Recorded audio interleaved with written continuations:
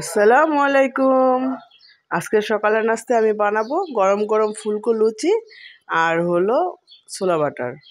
এই ছোলা বাটারটা কীভাবে তৈরি করতে হয় চলুন দেখে আসি। আর এই ছোলা বাটারটা খেতে খুবই ইয়ামি হয়। এটা রুটি, পরোটা, লুচি সব কিছুর সাথে খেতে খুব ভালো লাগে।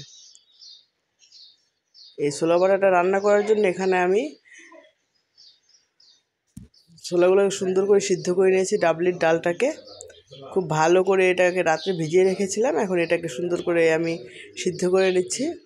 আর এই পাশে একটা পাতিলের মধ্যে আমি কিছু পেঁয়াজ কুচি, গরম মশলা, এখানে আমি প্রায় 2টা এলাচ আর প্রায় 1 ইঞ্চি পরিমাণ একটা দারচিনি দিয়ে দিয়েছি। আর এখন এটাকে খুব ভালো করে ভেজে নিচ্ছি। যখন এটা থেকে অ্যারোমা ছড়াতে শুরু করবে এর মধ্যে দিয়ে দিব আমি প্রায় 2টার মতো তেজপাতা আর পরিমাণ মতো পানি। এখন মশলাটা খুব ভালো করে একটু কষিয়ে নিচ্ছি। এখানে দিয়ে নিলাম আমি প্রায় 1/2 চা চামচ হলুদ গুঁড়া, 1 চা চামচ মরিচ গুঁড়া, 1/2 চা চামচ ধনিয়া গুঁড়া দিয়ে মশলাটাকে খুব ভালো করে কষিয়ে নেব। আর দিয়ে নিচ্ছি আমি এখানে আদা রসুন বাটা প্রায় 2 চা চামচ পরিমাণ। এখন আদা রসুন বাটাটা দিয়ে খুব ভালো করে আমি কষিয়ে নিচ্ছি। মশলাটা খুব সুন্দর করে কষিয়ে নেব। আর দিয়ে দিব আমি এখানে স্বাদ মতো লবণ। আমি এখানে প্রায় 1 চা চামচ পরিমাণ লবণ দিয়ে নিলাম। এখন মশলাটা খুব ভালো মতো কষানো হয়ে গেলে তেল ছাড়তে শুরু করেছে। এখন আমি এই পর্যায়ে সিদ্ধ করে রাখা ছোলার ডালটা এখানে আমি দিয়ে নিব।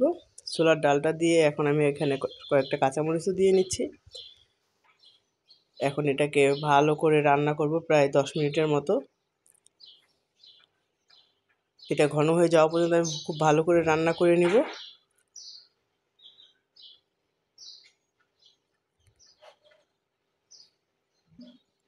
এখন আমি এখানে স্বাদটাকে ব্যালেন্স করার জন্য এখানে 1 চা চামচ পরিমাণ আমি চিনি দিয়ে নিলাম।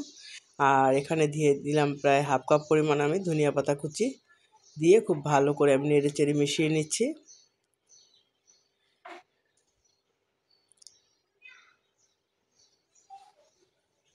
এখন আমি দিয়ে দিব এখানে এই রান্নাটার মেন জিনিস বাটার দিয়ে নিব আমি প্রায় এখানে 1 টুকরার মতো।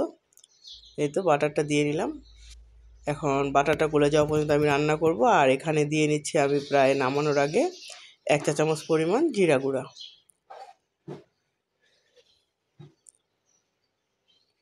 এই তো বাটারটা গলে যাওয়া পর্যন্ত আমি এভাবে রান্না করে নিব।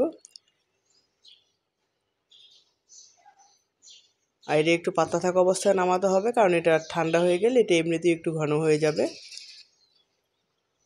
এই তো আমি কিছু জিরা গুঁড়া দিয়ে নিলাম।